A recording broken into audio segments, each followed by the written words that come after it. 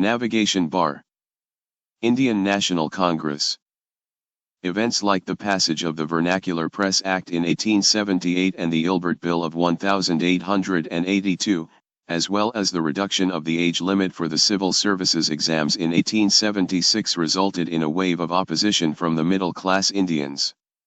Consequently, some of them came together and formed a number of small political parties that came out in the streets for protests and rallies. The British foresaw the situation resulting in another rebellion on the pattern of the War of Independence of 1857. To avoid such a situation, the British decided to provide an outlet to the local people where they could discuss their political problems. In order to achieve this goal, Allan Octavian Hume, a retired British civil servant, had a series of meetings with Lord Dufferin, the Viceroy. He also visited England and met people like John Bright, Sir James Caird, Lord Ripon, and some members of the British Parliament.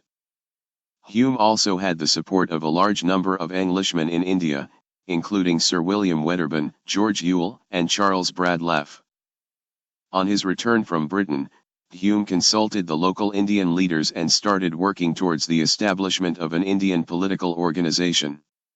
He invited the convention of the Indian National Union, an organization he had already formed in 1884, to Bombay in December 1885.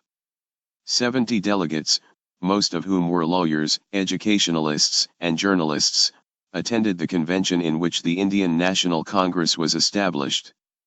This first session of Congress was presided over by Womesh Chandra Banerjee, and he was also elected as the first president of the organization.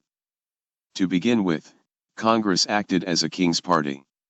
Its early aims and objectives were to seek the cooperation of all the Indians in its efforts, eradicate the concepts of race, creed, and provincial prejudices and try to form national unity, discuss and solve the social problems of the country, to request the government, give more share to the locals in administrative affairs.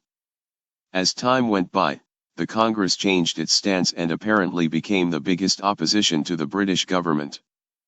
Muslims primarily opposed the creation of Congress and refused to participate in its activities.